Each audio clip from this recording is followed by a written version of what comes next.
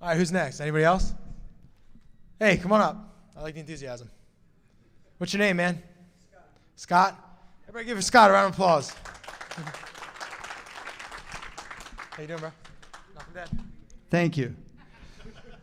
It's been a very busy year for me, getting ready to release some upcoming things that have to do with anarchy and the freedom, truth, and justice movements. One of the things that I've been able to, one of the things that I think I can offer the movement has to do with inner work. And you've probably heard people like Mark Passio and some other guys, Michael Tessarian, really emphasize how badly this is needed. And we have what's called the outer work, and that's what we're doing here. And we also have what's called the inner work. And if we don't keep those two things in balance, then we may reach a little bit of a limit in how effective we are or how much we can reach without doing that inner work and getting past our ego differences and things like that, which lead to division in the movement and things like that.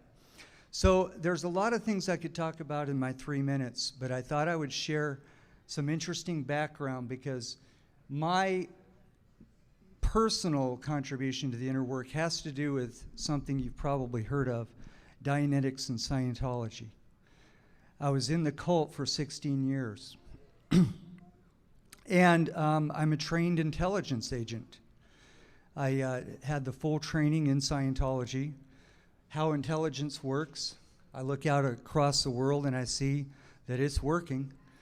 And I know the methods that they use. And I have been a whistleblower about those methods for a long time. And it's a good thing, but I'm moving on because what's needed even more is this, what it is that entices people into Scientology. You've probably seen the Leah Remini show and things like that, and people get in that and mortgage their house and spend their life savings and sign away the rest of their life. Why do they do that? And they're very intelligent people too. I'm going to tell you why in just a few, one sentence or less.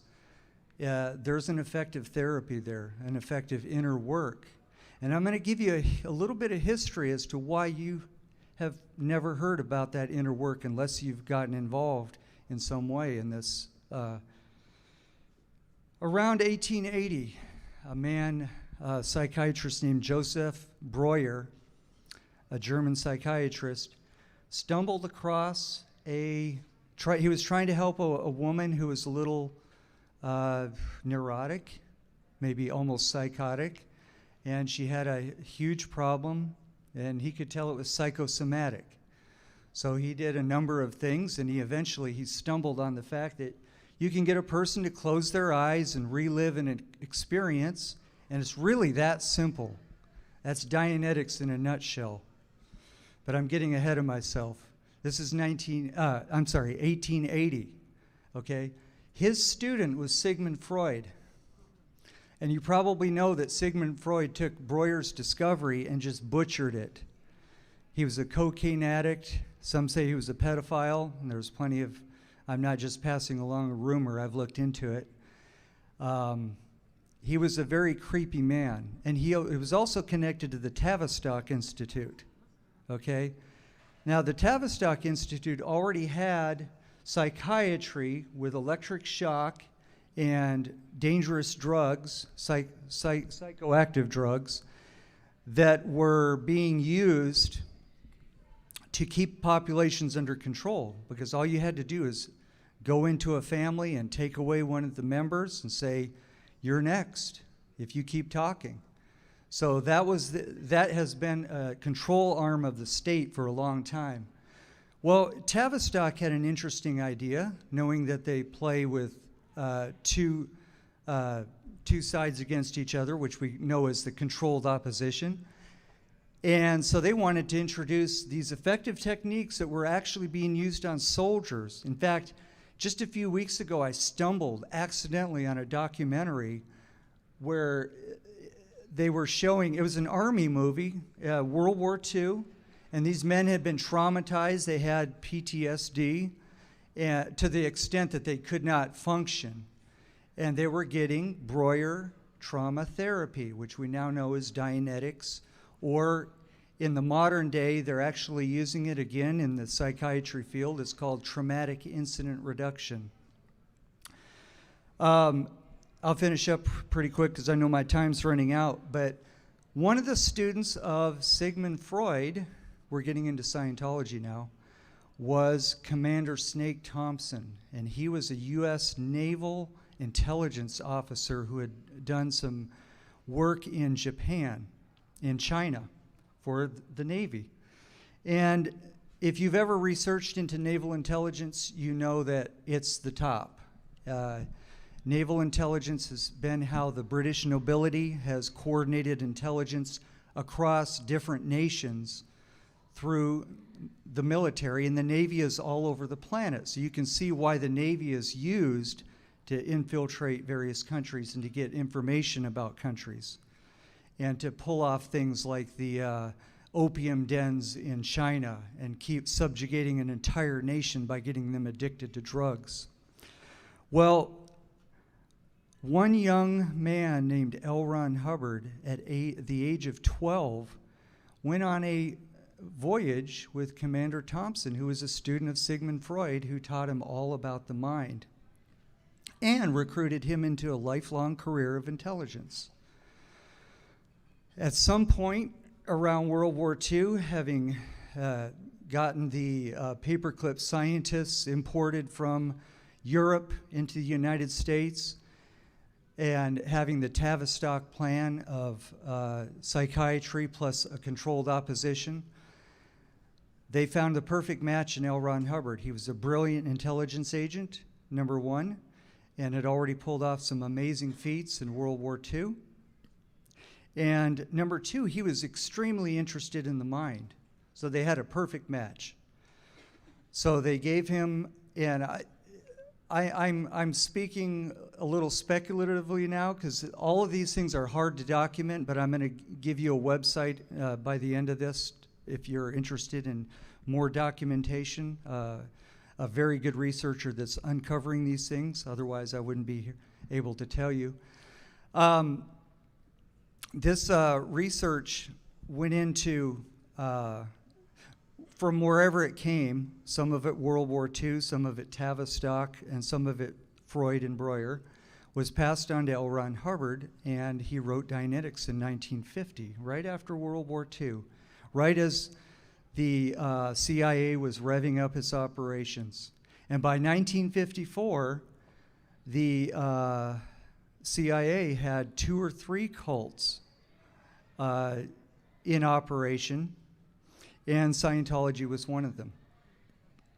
So I'm going to give you wrap things up. I just thought that would be a very interesting introduction to this subject, because by doing what they did, they sequestered an effective trauma therapy technology from humanity. If you want that trauma therapy technology, up until recently, you had to join a cult. You had to join a religion. You had to profess a religion. And that's exactly what I'm doing with my project, FreeScientology, is to try to separate that from the cult, from the religion, and create an effective trauma therapy and philosophy-based therapy, which is Scientology. They're different, but they're similar. They're both done in a session with a therapist, but one of them, Dianetics, is simply closing your eyes and reliving a trauma until that trauma is erased. And Scientology is basically looking at different areas of the mind, like problems or guilt or various specific areas, and going over those and getting a release that's similar to the release that you would get from trauma, only it's very extremely helpful in raising IQ and raising your analytical awareness. So I'm going to wrap things up. I apologize for going over time. The website for those who want to get into the history of this, mikemclowry.wordpress.com. Highly censored on Facebook. I just got off a seven-day ban for slipping one of these through by breaking up the address. McLaury is spelled McClaughy, and it's mikemclowry.wordpress.com. That's the basic history, way more than what I've given you in just the 3-minute.